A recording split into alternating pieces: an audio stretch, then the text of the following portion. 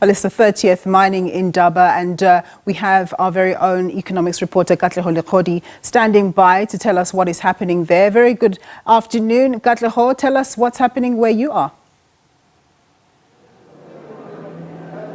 A very good afternoon to you, Nombu, and to our viewers at home, coming to you live this afternoon on day one of the Mining Indaba, Investing in Africa's Mining Indaba here in Cape Town.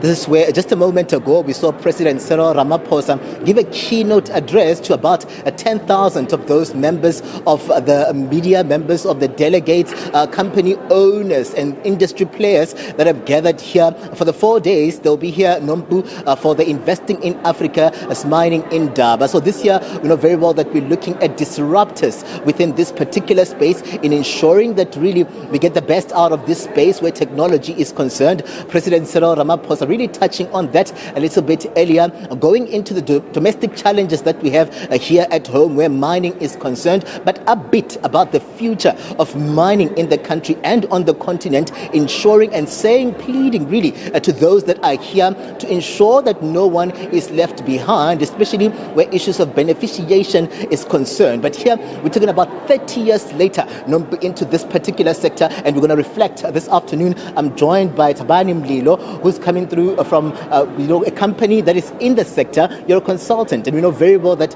the president was speaking about leaving no one behind. Also, just looking at the fact that small businesses are here. They too want to get the best out of this sector. 30 years later, maybe reflect with us on what the president said. We also saw the Minerals Minister, taken to the podium as well, welcoming those that are here in the country, and we're looking at really getting the best agile movement within this particular sector. Welcome to the SABC, Thaban.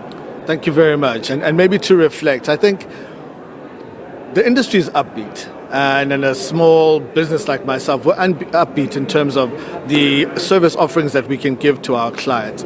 But particularly when we reflect over the past 30 years, where we have seen a transformation, although gradual and begrudging in a sense, we have seen a bit of a transformation going forward. But we are at a cusp, we're at a crossroads. And so these reflections and these conversations are actually really pertinent because we are now at that point, that juncture, where we can go forward or we can go backwards. The president spoke about a number of issues, touching on some key socio-economic development challenges that we have, as well as some investment challenges that we have and infrastructural challenges that we have. But as with any type of forward plan or forward-looking plans, there is a plan. There is a vision to go forward. And I think the industry is upbeat around that. I think what's critical for us at the moment is around some of the Western pressures around things like just energy transition, critical minerals, and the adage of not leaving anyone behind means that we need to find and locate ourselves in an inclusive growth pattern for all of us on the continent and in South Africa. And I think his reflections, as upbeat as they are, even though we know that it's an election year and we need to be quite positive, I think we stand on firm ground to see us pushing forward as small businesses and really as communities and societies in South Africa.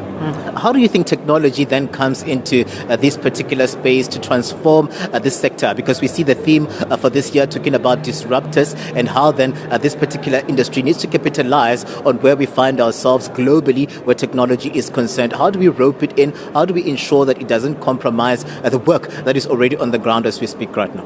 I think what's important to reflect on looking back is that innovation is based in South Africa. There's a lot of innovation that's already happening in South Africa. The battery technologies that we're currently using in electrical vehicles like Tesla actually originated through South African institutions. And so looking forward, making sure that we are in front of the curve with regards to technology is critical. When we talk about AI and the move into that space, we need to be thinking more around how do we make sure that we are doing things ethically, but still using that to catalyze growth for us. So technology is going to play a big part of it. And what goes with technology? Skills development. So that pipeline of skills development to enable us to be ready to take advantage of technology is critical in this space. And also, Tawan, before I let you go, I mean, we're seeing the president as well talk about how then we're going to see an expedited move in the issuing of licenses, which we know very well that there's been a backlog where that is concerned, even for those that have licenses and there are closures of these mines. He touched on that to say that we're going to see a little bit of a movement where that is concerned. Are we really agile? Are we seeing that becoming a reality, especially looking at the fact that often we'd see community members also just going to the streets and protesting because they don't understand how a person has acquired a license and why they were not consulted where this particular process is concerned? I think the cadastral system that the president was talking about is vital. I think clarity, transparency, and understanding due process is critical for communities as well. So as we come into the modern era, I think it's going to make us more agile in terms of the ability to fast track some of these licensing programs and enable us to reduce the backlog with some of these processes. So I'm very upbeat about that. Thabani, thank you very much, sir, for your time. So you can tell there's a little bit of positivity here on the ground, Nombu, in terms of what the president said there. Also, the Mineral Minister, Gwede Mantashe, giving us some sort of a balance sheet on what has been happening on the ground, but also most of the sentiments around those that I hear that would really want to see a move ensuring that women are not left behind, the young ones are not left behind, and everyone, those emerging businesses and entrepreneurs also find a piece of a pie to cut from this particular mineral sector.